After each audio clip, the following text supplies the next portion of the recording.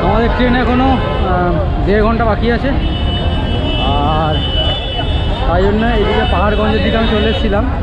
পাহাড়গঞ্জের গেটের দিকে, এই যে পাহাড়গঞ্জ গেটের এন্ট্রি দেখতে পাচ্ছ তোমরা।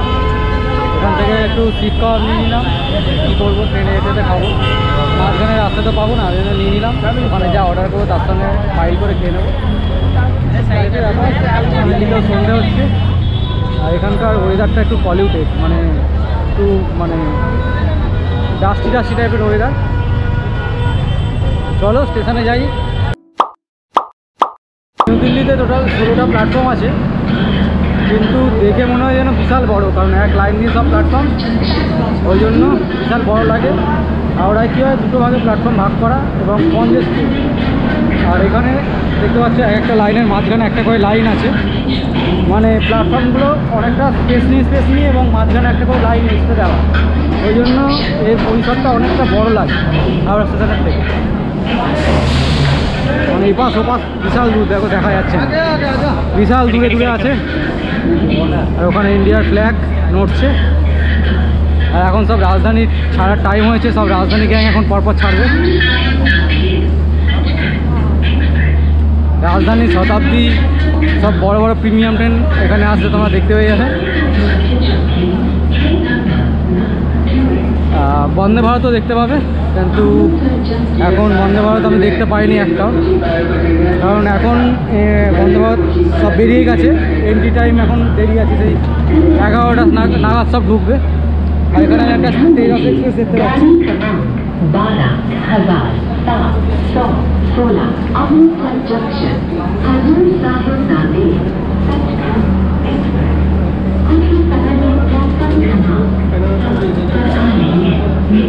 এই যে তেজস এক্সপ্রেস, এটা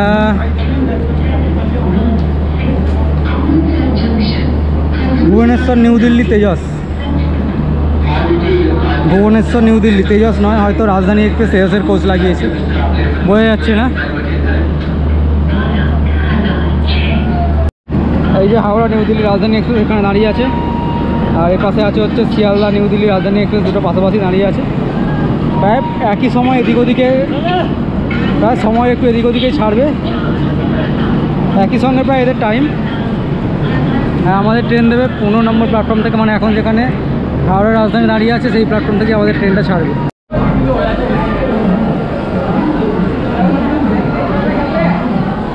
ও না, ভুল বলেছিলাম, এটা হচ্ছে হাওড়া ডিব্রুগড় টাউন রাজধানী, এটা হচ্ছে নিউ দিল্লি ডিব্রুগড় টাউন রাজধানী। আমি শিয়ালদা বলেছিলাম, শিয়ালদাটা মানে একটু ওদিকে আছে। আর এর ওপাশে 15 নম্বরে আছে হাওড়া রাজধানী, এটা ডিব্রুগড় রাজধানী।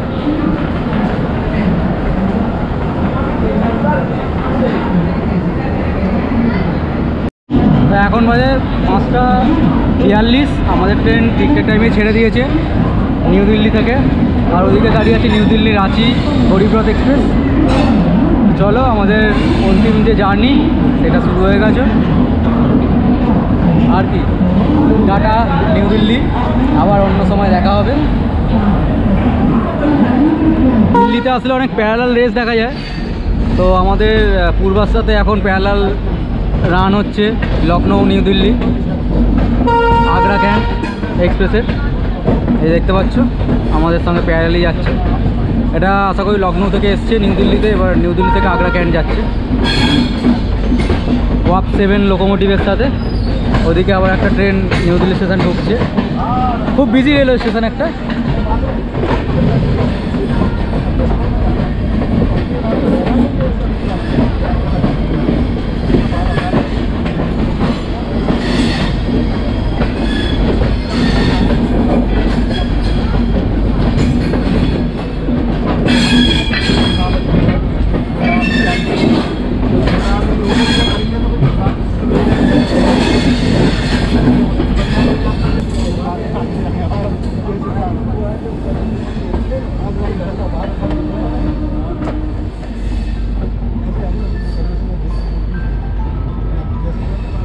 হ্যালো,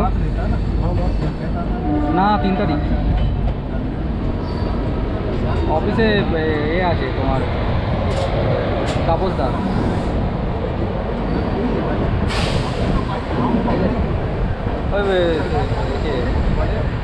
সৌভিকদাকে বলো, তাপসদার নাম্বার আছে মনে হয়, ওখানে কন্ট্যাক্ট করে দেবে।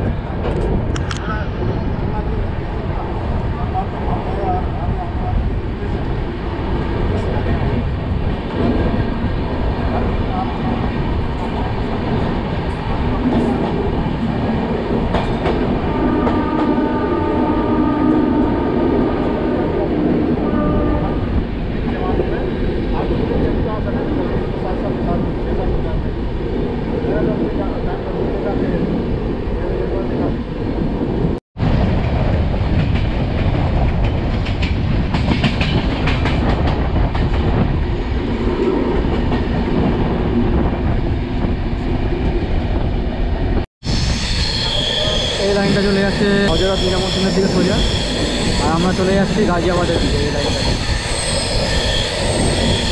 ওই দিকের লাইনটা হযরত নিজামুদ্দিনের দিকে চলে যাচ্ছে।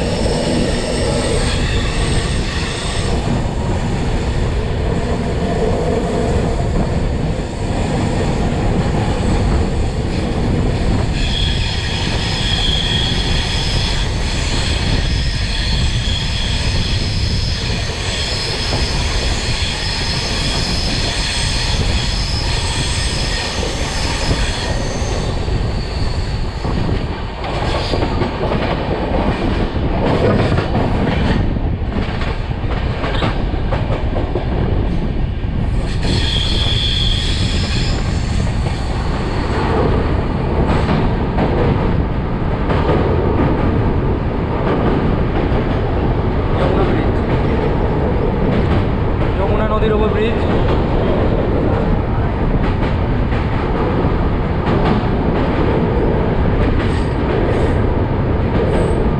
আমরা এই ব্রিজটার ওপর দিয়ে গেছিলাম, গিয়ে আমরা ডান দিকে টার্ন নিয়ে নিয়েছিলাম, বাঁ দিকে টার্ন নিয়ে নিয়েছিলাম। এখন আমরা উত্তর দিক থেকে এলাম, নিউ দিল্লির দিক থেকে এলাম।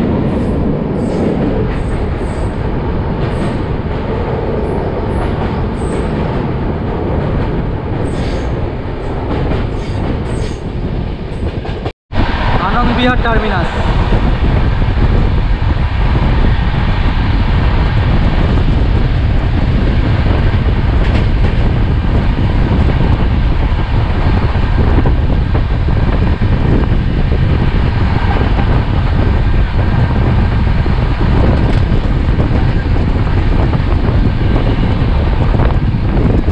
নিউ দিল্লি থেকে 130 কিলোমিটারের জার্নি আমরা অলরেডি কমপ্লিট করে ফেলেছি। এখন বাজে হচ্ছে 7:26, আর আমাদের ট্রেন হচ্ছে 14 মিনিট লেট। এসে পৌঁছেছে আলিগড় জংশনে। এর পরের জংশন হচ্ছে তুনলা জংশন। চলো জার্নিটা কন্টিনিউ করি, আর বেশিক্ষণ করবো না, এমনি তো রাতে কিছু দেখানোর নেই, আর একটা দুটো স্টেশন কভার করব, তারপরে গিয়ে রেস্ট নেবো। তো চলো কতগুলো স্টেশন তোমাদের কভার করতে পারি দেখা যাক। চলো, এখানে এই ট্রেনের হল্ট হচ্ছে 2 মিনিট।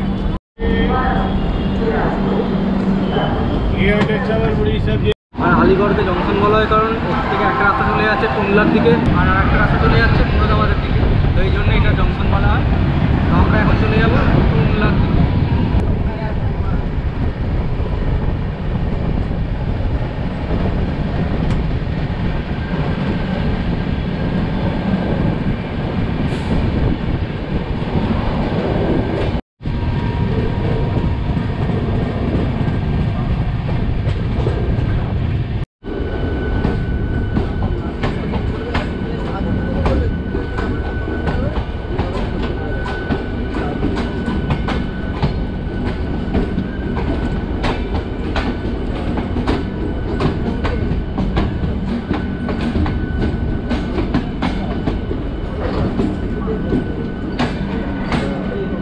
নিউ দিল্লি থেকে পাক্কা 300 কিলোমিটার জার্নি কভার করার পর প্রায় 24 মিনিট লেটে আমাদের ট্রেন এসে পৌঁছেছে ইটাওয়া জংশনে।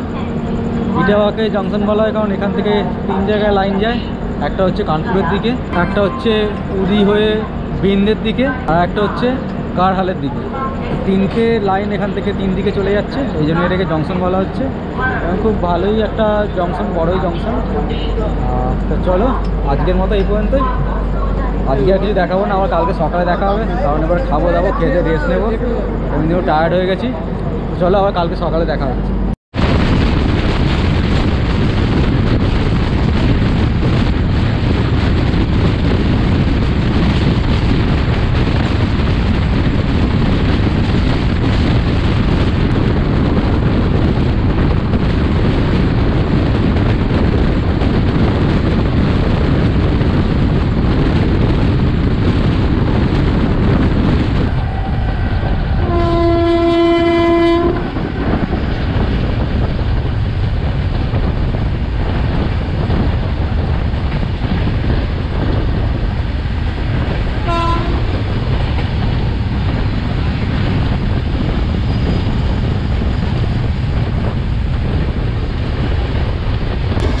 ডিএফসির মালগাড়ির সঙ্গে আমাদের প্যারালাল রেস হচ্ছে। এটা হচ্ছে ডিএফসির লাইন। ডিএফসির লাইন আপাতত সোননগর অবধি আমাদের সাথে চলবে। সোননগরের পর সোননগর থেকে ডানকুনি অবধি এখনও ফাইনালাইজ হয়নি কিছু। ফাইনালাইজ হওয়ার পর ওখানকার পর থেকে কাজ শুরু হবে। এই যে ওইদিকে হচ্ছে ডিএফসির লাইন, এটা হচ্ছে আমাদের ইন্ডিয়ান রেলওয়েজের লাইন।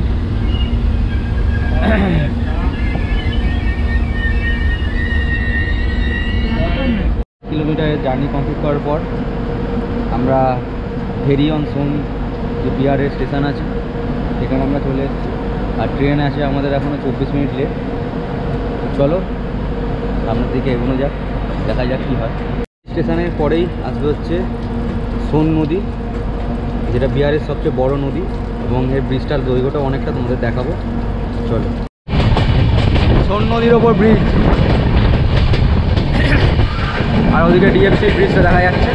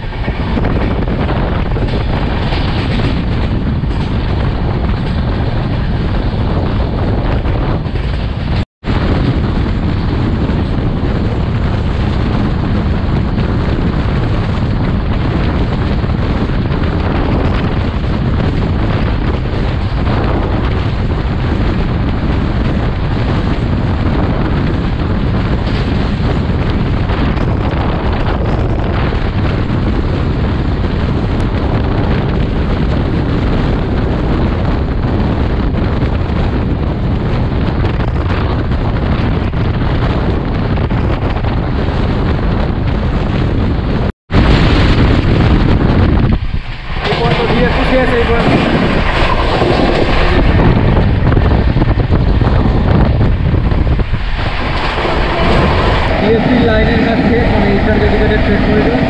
এরপর এইখান থেকে ডানকুনি অবধি যে লাইনটা হবে সেটা পিপিটি মডেলে হবে। তো এটা কবে হবে এখনও ঠিক হয়নি। তো এখান থেকে প্রাথমিক কাজটা বাকি আছে ডিএফসি, আর ওই দিকের কাজটা প্রায় 90% মতো কমপ্লিট আমি দেখলাম।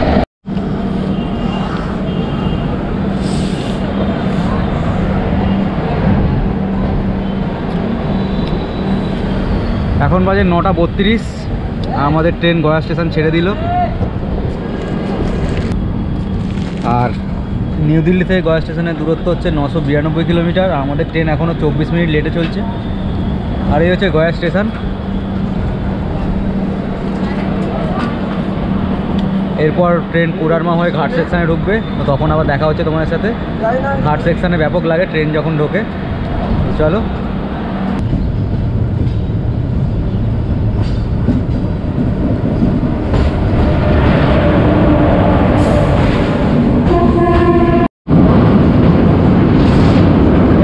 ফল্গু নদী, গয়ার ফল্গু নদী হচ্ছে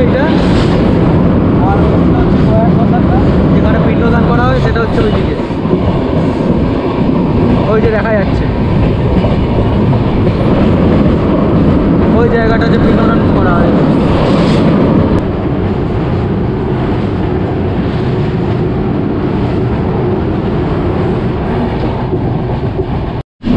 আমরা বান্দুয়া স্টেশন ক্রস করছি আর সামনে দেখা যাচ্ছে এরকম ছোটো ছোটো টিলার মতো পাহাড়। এবার যত ঝাড়খণ্ডের দিকে যাব তত আস্তে আস্তে পাহাড়গুলো একটু বাড়বে, তারপরে আমরা ঘাট সেকশনে প্রবেশ করবো ঝাড়খণ্ডের কোডারমা দিয়ে। চলো, এদিকে ভিউটিটা খুবই ভালো লাগছে, দেখতে পাচ্ছি এদিকে মাঠ আর এদিকে ছোটো ছোটো টিলার মতো পাহাড়, অসাধারণ লাগছে।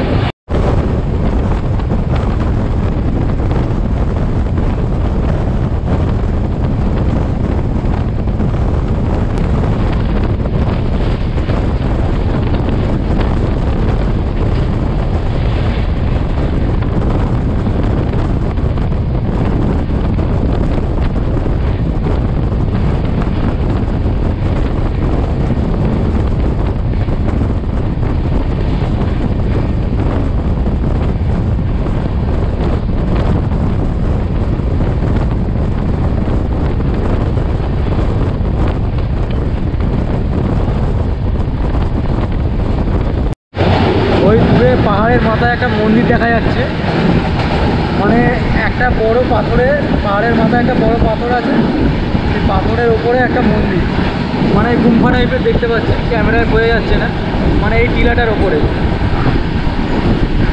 পুরো সিঙ্গেল পাথর পাহাড়টার মাথায়, তার ওপরে গুম্ফাটা, অদ্ভুত রকমের একটা ব্যাপার। আমরা ঘাট সেকশনে ঢুকে গেছি, আমরা দেখতে পাচ্ছি ঘাট সেকশন চলছে এখানে।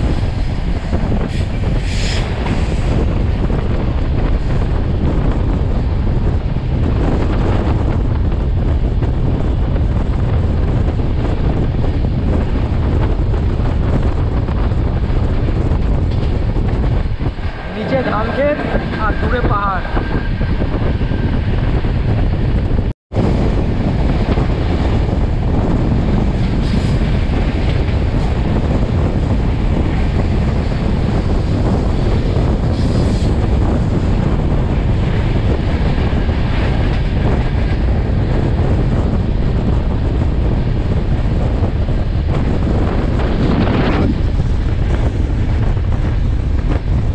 যে ভ্যালিটা গ্রামটা দেখা যাচ্ছে, আমরা অনেক ওপরে উঠে গেছি পাহাড়ের গা বেয়ে।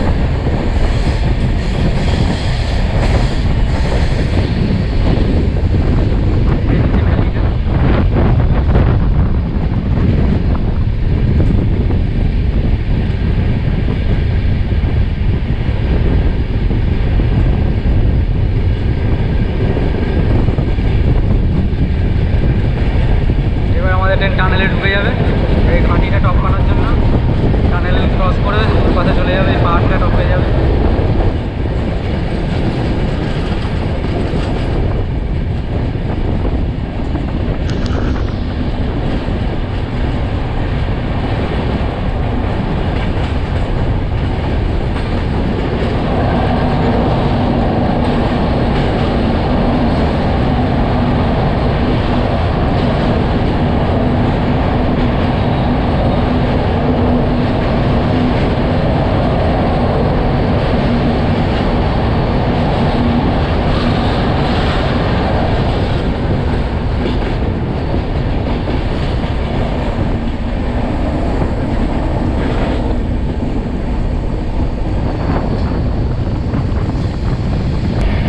ঘাটিটা জাস্ট অসাধারণ লাগে, দেখো নিচের উপত্যকাটা, আমরা কত উপরে উঠেছি পাহাড়ে গা বেয়ে।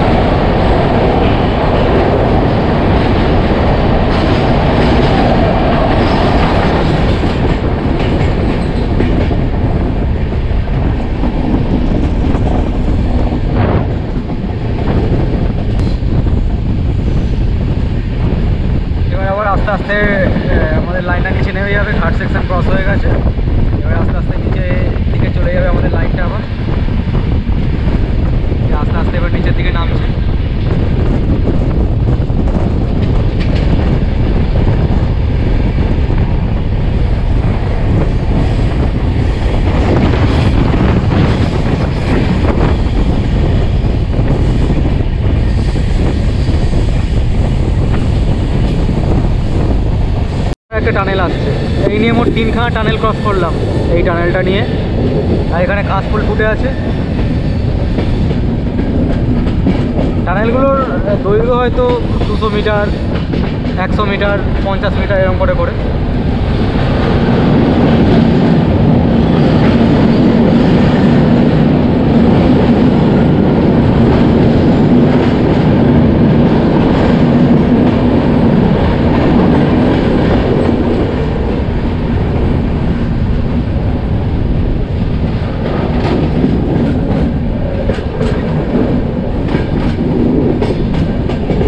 গিয়ে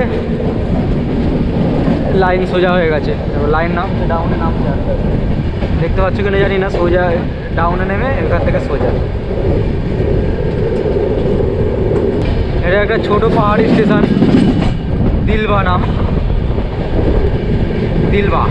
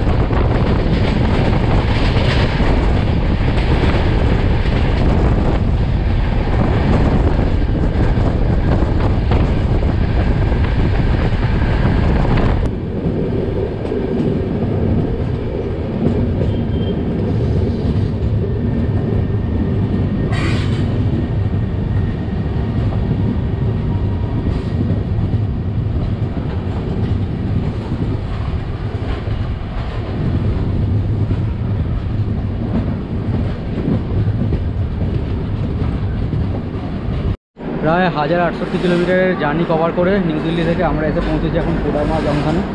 তা কোডারমাকে জংশন বলা হয় কারণ একটা এখান থেকে লাইন চলে গেছে বাড়ির দিকে, একটা চলে গেছে গিরিডির দিকে, আর একটা আমাদের লাইন সোজা চলে যাচ্ছে আসানসোলের দিকে। আর এখান থেকেই শুরু হচ্ছিলো ঘাট সেকশান। মানে এখান থেকে তোমরা যদি সাসারামের দিকে যাও তাহলে এখান থেকেই ঘাট সেকশানের শুরু হয়। এখান থেকেই সব মালগাড়িতে যাদের বাঙ্কার লাগাতে হয় তারা হয়। এখানে এই ঘাট সেকশনটা অতটা স্টিপ না হয়, বাঙ্কারের প্রয়োজন হয় না, কিন্তু মাঝে মাঝে বাঙ্কারের প্রয়োজন হতে পারে, তো এখান থেকে সেগুলো অ্যাটাচ করা হয়। আর এই হচ্ছে ব্যাপার। আর ট্রেন আমাদের এখনও চলছে 14 মিনিট লেটে, 10 মিনিট মেকআপ অলরেডি করে নিয়েছে। চলো বাকি পথটা কভার করা যায়। এই যে কোডারমা স্টেশনটা, এর মেন যে জায়গাটার উপর কোডারমা জংশন যে স্টেশনটা, এই জায়গাটার মেন নাম হচ্ছে ঝুমরি তালাইয়া। আর একটু ওই সাইডে চলে গেলে সেই জায়গাটা হচ্ছে আসল কোডারমা, কিন্তু এইখানেই কোডারমা জংশন স্টেশনটা নাম দেওয়া হয়েছে, কিন্তু এর লোকাল নাম হচ্ছে ঝুমরি তালাইয়া। ওইখানে দূরে থার্মাল পাওয়ার প্ল্যান্ট দেখা যাচ্ছে, ওটা হচ্ছে বাড়ি থার্মাল পাওয়ার প্ল্যান্ট, ওই যে দূরে দেখা যাচ্ছে।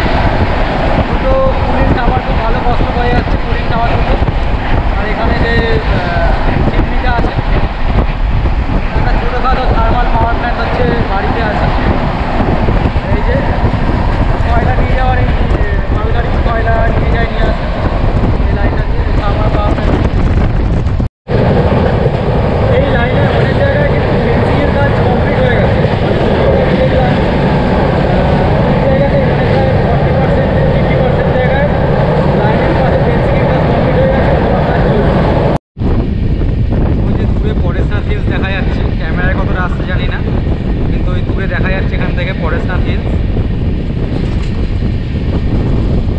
ওই যে আরও কাছে যাক, যদি দেখাতে পারি তো দেখাবো। পরেশনাথ স্টেশন থেকেও হয়তো দেখা যাবে।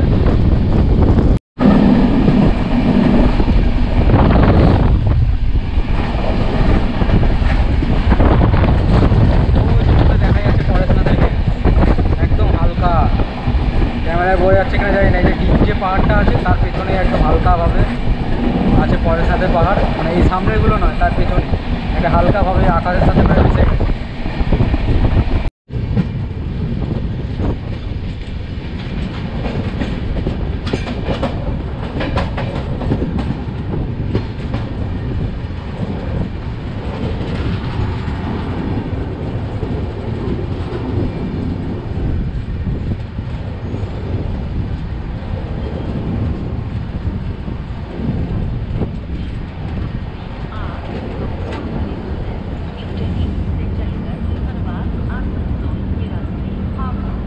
প্রায় 1143 কিলোমিটারের জার্নি আমরা নিউ দিল্লি থেকে কমপ্লিট করেছি এবং এসে পৌঁছেছি পরেশনাথ স্টেশনে।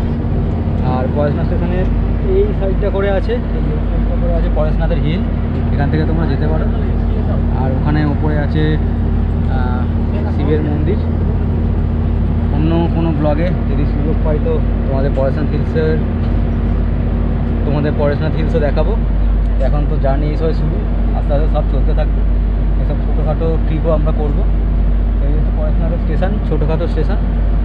আর এইদিকে পেছনটা পুরো পরেশনাথের হিল এরিয়া। ওই একদম দূরে দেখতে পাচ্ছি কোনো জানি না, ওখানে হচ্ছে পরেশনাথের পাহাড়। আর একটু যদি কাছ থেকে দেখাতে পারি তো দেখাবো তোমাদের পরেশনাথের পাহাড়টা। আসলে কুয়াশায় পুরো ঢেকে আছে, ওই জন্য মানে আকাশের সঙ্গে প্রায় মিলে গেছে কালারটা। চলো, ট্রেন আমাদের এখনও 28 মিনিট মতো লেটে চলছে। ওই যে দূরে দেখা যাচ্ছে ও হচ্ছে পরেশনাথের পাহাড়, ওর মাথায় একটা শিব মন্দির আছে, এখন তোমরা বুঝতে পারছো হালকা হালকা। আর এই যে অসুস্থ শরীর নিয়ে চলে এসছে। কাজে লাগছে আমাদের।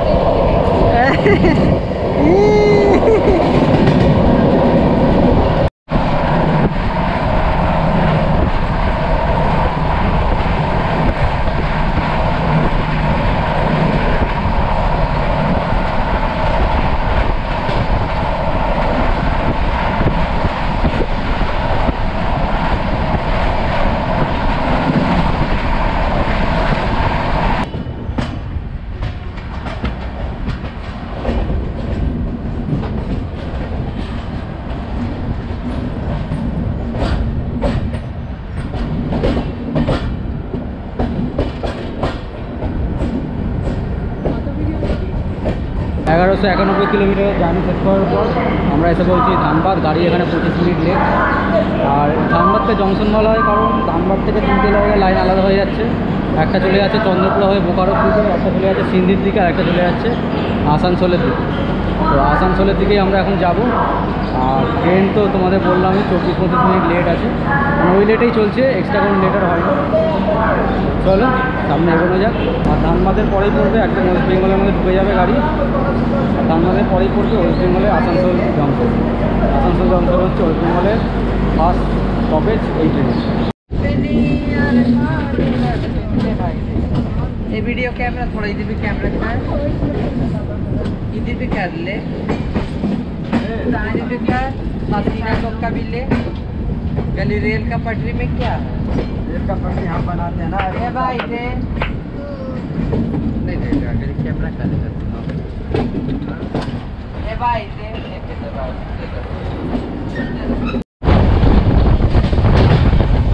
ওয়েস্ট বেঙ্গলে ঢুকে গেলাম। ওখানে দেখলাম ছোটো আম্মনা। ছোটো আম্মনার পর থেকে আমরা ওয়েস্ট বেঙ্গলে ঢুকে যাচ্ছি। আর বুঝতে পারলাম হচ্ছে ওই স্টেশনের গায়ে বাংলায় লেখা ছিল ছোটো আম্মনা বলে। ওয়েস্ট বেঙ্গলে ঢুকে গেলেই বাংলা স্টেশনের নাম দেখতে পাওয়া যায়। ওই জন্যই বললাম যে আমরা ওয়েস্ট বেঙ্গলে এন্টার করে গেছি।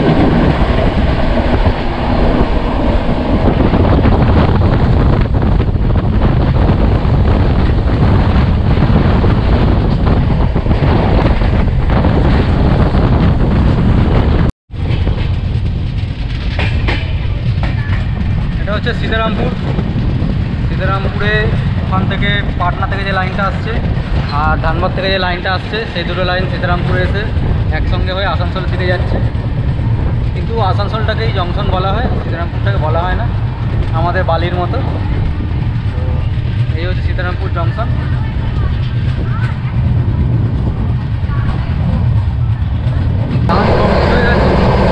আর ট্রেন এখন দুর্গাপুর আসানসোল ছেড়ে দুর্গাপুর দিকে যাচ্ছে। আর কিছু পরে পরে দুর্গাপুর পৌঁছে যাবে। আর প্রায় 130 ফ্ল্যাট 130-এ চলছে আমাদের ট্রেন এখন। আর যে ক্যাবিনটা ছিল সেটা আমাদের ফিল আপ হয়ে গেছে আমাদের ট্রেনে, মানে এক কম টাইমে ট্রেন ছিল।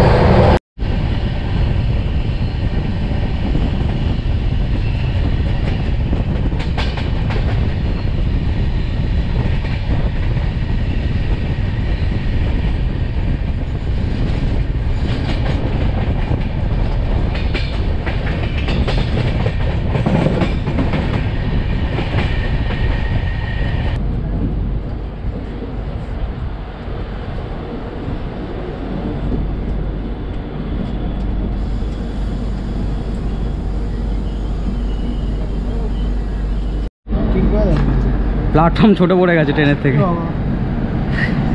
প্ল্যাটফর্ম ছোট হয়ে গেছে, আমাদের ট্রেন বড় হয়ে গেছে, খুব মুশকিল। এখান থেকে নামলো, এই সিঁড়ি দিয়ে নেমে গেল, লাগেজ ফাগেজ দিয়ে নামা খুবই মুশকিল।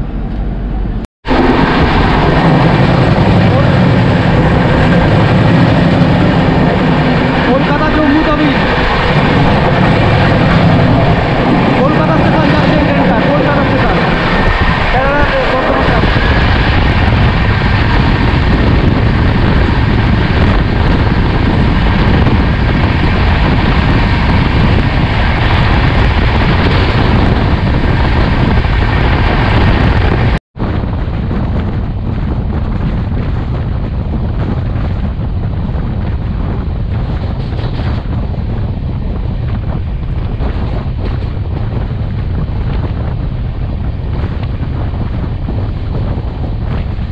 $1355 কিলোমিটার জার্নি আমরা নিউ দিল্লি থেকে কমপ্লিট করেছি এবং এসে পৌঁছেছি বর্ধমানে। আর বর্ধমানকে জংশন বলা হয় কারণ এখান থেকে একটা ব্যান্ডেলের দিকে চলে যাচ্ছে লাইন, একটা ডাইরেক্ট হাওড়ার দিকে চলে যাচ্ছে লাইন, যেটা দিয়ে আমরা যাব, আর একটা এখান থেকে কাটোয়ার দিকে লাইন চলে যাচ্ছে। আর এখানে ট্রেনটা 3 মিনিট আগে পৌঁছে দিয়েছে, আমার 3 আর 5 মিনিট থামবে। আর এই হচ্ছে বর্ধমানের আইকনিক যে ব্রিজটা আছে সেটা দেখা যাচ্ছে আমার পিছনে, আইকনিক ব্রিজ। আর বর্ধমান একটা বড় জংশন, এখানে ম্যাক্সিমাম ট্রেনই থামে, কিছু কিছু এক্সপ্রেস বা সুপারফাস্ট ট্রেন থামে না, বাকি সব ট্রেনই থামে। আর এখান থেকে হাওড়া বর্ধমান শাখার যে লোকাল ট্রেনগুলো চলাচল করে। এবার এই ট্রেনের পরবর্তী এবং শেষ স্টেশন হচ্ছে হাওড়া।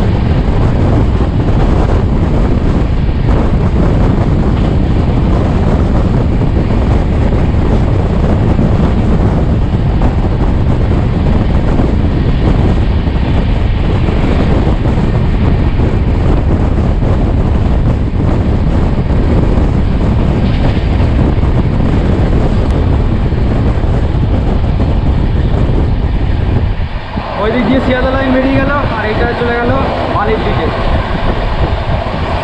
বালি হয়ে মেন লাইনের সঙ্গে মিশে এটা হাওড়া যাবে, আর ওটা চলে যাবে বালি হল, বালি ঘাট হয়ে দক্ষিণেশ্বর হয়ে শিয়ালদা ওই দিকের লাইন।